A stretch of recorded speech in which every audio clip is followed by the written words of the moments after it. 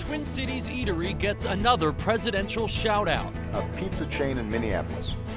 Plus, a couple is starting their fight for marriage equality in South Dakota here in Minneapolis. We never thought in our lifetime we would see marriage anywhere. But first, firefighters used thermal imaging to pull a father and son from their burning home.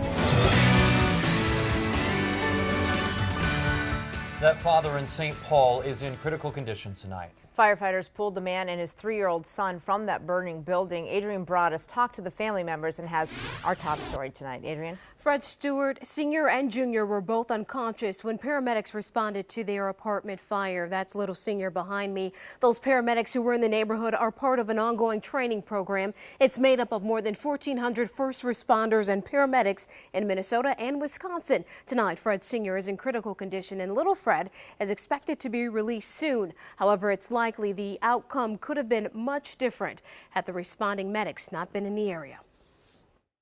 30 to 60 second delay, a couple minutes, seconds, who knows? The smoke inhalation can overtake a person fairly quickly. So we're very fortunate that both Fred Jr. and Fred Sr. were found when they were. Right now, investigators believe a space heater caused that blaze. Coming up tonight at 6, you'll meet little Fred, and he also talks about his experience inside that apartment. Rena? All right. Thank you, Adrian. Well, a man accused of running from the deadly scene of a deadly hit and run in Minneapolis is now behind bars. The crash happened at West Broadway and Logan Avenue North just after 10 last night. Police say a van drove up on the sidewalk, hitting a pedestrian and dragging him until the van crashed into that building you see there a short distance away. When our officers arrived, there were several witnesses that were medically tending to that victim. He was taken to North Memorial Medical Center, and he died shortly after arriving from his injuries. The driver got out of the van and ran away. Police arrested the 32-year-old suspect just before noon today. We will have more on this story coming up on KARE 11 News at 6. New tonight, an accused drunk driver was more than twice the legal limit when he smashed into a building in West St. Paul this week. Court documents show 30-year-old Eram Cowlas had a blood alcohol level of .188. He was also seen trying to run from the scene at Bernard and Robert Streets Thursday night and does not have a valid Minnesota license. Cowlas faces 2 counts of DUI, among other charges. Just into the newsroom, we have learned the identity of a 16-year-old boy who drowned in an indoor swimming pool in Plymouth. A family member pulled Benedict Richardson from the apartment complex pool in Plymouth around 7 o'clock last night. First responders began CPR and rushed the boy to the hospital where he was pronounced dead. No word yet on if that teen knew how to swim.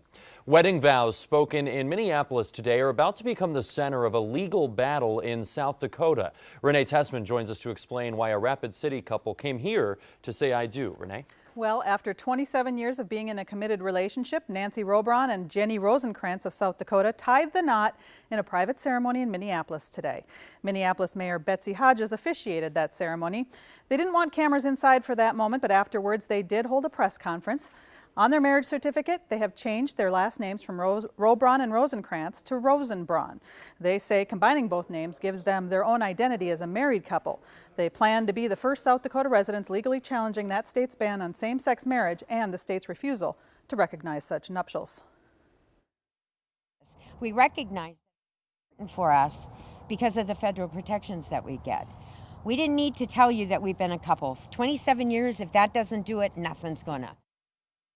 Now, they will request a legal name change in South Dakota. They expect to be denied and will then file a federal lawsuit.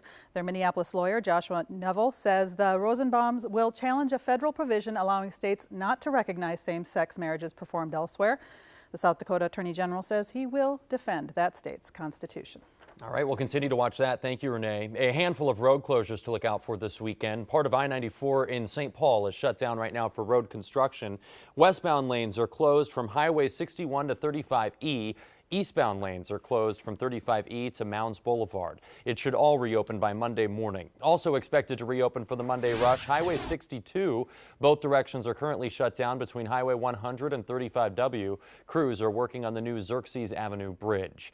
More road closures, though, beginning This weekend could impact your Monday morning commute. Tomorrow night in Lakeville, crews will start work on I-35. It will be down to one lane in both directions between County Roads 50 and 70. Also, Highway 169 southbound will close tomorrow night from the Crosstown to Valley View Road. This project's expected to last until July. A lot of road construction starting up right now, and you can get a look at all of those projects at KARE11.com. New at 5, state health officials are reaching out to people who may have had contact with a baby who has measles. A 19-month-old baby in Hennepin County is confirmed to have the first case in Minnesota this year. Officials are concerned because of the unusual measles outbreak across the country. 129 confirmed cases so far. Health agencies are offering preventative treatments for unvaccinated people who might have been exposed. This weekend's Minnesota Horse Expo has been drastically scaled back because of the recent virus outbreak. Expo organizers decided to have only 50 horses instead of the 300 that they usually have. They want to keep the animals safe from equine herpes, which spiked this spring. 7 horses have tested positive for the virus, 2 of which did have to be euthanized. The president of the Minnesota Horse Council says they are extremely confident the virus will not spread at this event. Expo is a great place, lots of people, but with you had 300 horses coming together and all those people coming together, we couldn't protect all those horses. Because of the reduction, the expo is featuring mainly entertainment horses. For the first time, we are seeing photos from inside that sunken South Korean ferry as it went down. You can see the ship had tilted so much that people were unable to climb out. These shots were snapped by a student on board and posted to social media just before the ship sank. That student's body has not yet been recovered. Authorities arrested the remaining crew members today. All 15 are now accused of negligence and failing to help passengers in need when that ferry sank 10 days ago. Bad weather conditions continue to make it difficult for divers working to recover the bodies. In Afghanistan, elections for a new president will enter a runoff. Foreign Minister Abdullah won the most votes, but not the majority needed to avoid a runoff of the top 2 candidates. They're vying to replace President Hamid Karzai. He is the only president that Afghans have known since the American-led invasion in 2001.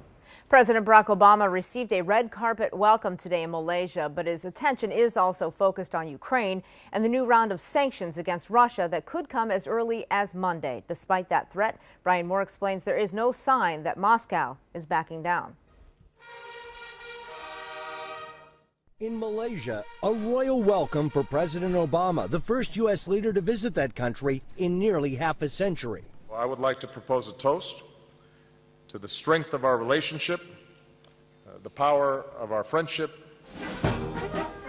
But the pageantry was overshadowed by the crisis in Ukraine.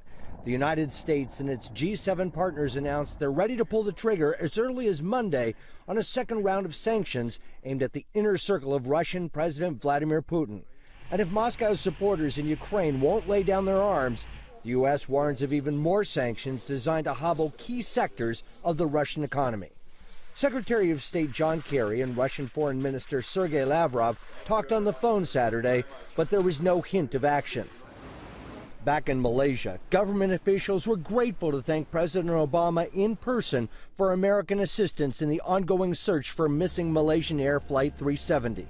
We wish to express our utmost gratitude for the U.S. unwavering support. President Obama strengthening ties with an ally and getting tough with an adversary. Brian Moore, NBC News. More presidential props for local Punch Pizza. We're going to have that story coming up next. And you can now rent an iPad in Minneapolis. Details straight ahead. Jared?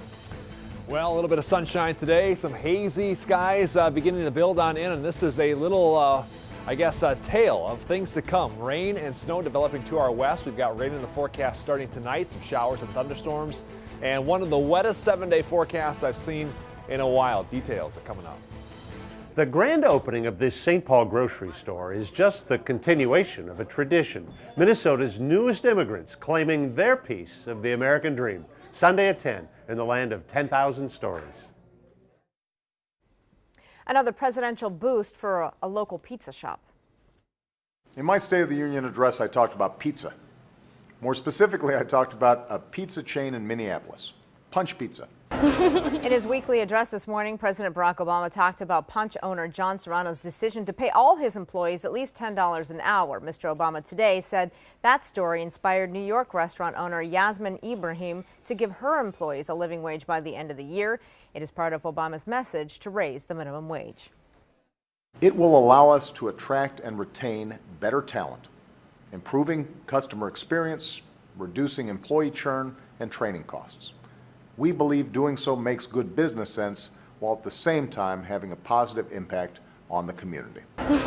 Punch Pizza posted on their Facebook page this week that they are hiring at their Maple Grove location.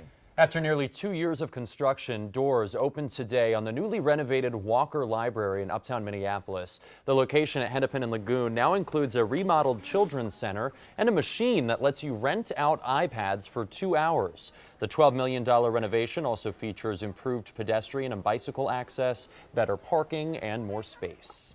The National Weather Service now confirms multiple tornadoes touched down in North Carolina, damaging 200 homes. A news station in the eastern part of the state captured a forming tornado on live television. Meteorologists say they have confirmed EF2 tornadoes touched down in at least two counties. More than a dozen people were taken to the hospital. Severe weather is possible today as well, and tomorrow in parts of the nation's midsections. Jared Sebesta joins us now, and we're expecting quite a bit of rain to come through our area. Yeah, we're just too far north for the really nasty weather. I'll take my normal 9 on this hole, and we'll move on to the next one. Thanks, Dave. Yep. Well, we asked, you answered. Your adorable rescue dog pictures coming up next. Once a month on KARE 11 Saturday, we focus on an animal rescue, and today we had Underdog Rescue on the show. And just for fun, we asked for your pictures of your rescue pups, and we got hundreds of them. Thank you so much for sharing them. If you'd like to take a peek at the photo gallery, you can, of course, head to KARE11.com, and you can see all of them if you'd like at our Facebook page, and maybe even upload yours. If I talk slow enough, we can get through a couple more of those here. Oh, look at that little face. Yeah. Very sweet. Keep them indoors because they're going to get wet. Wet no, dog. No kidding. Yeah, it's quiet here for the rest of the evening, but then tonight and tomorrow, showers and thunderstorms develop each and every day through May. You like saying or that. August. And then Let's not say that. Thanks for being with us. We hope to see you back here at 6 o'clock.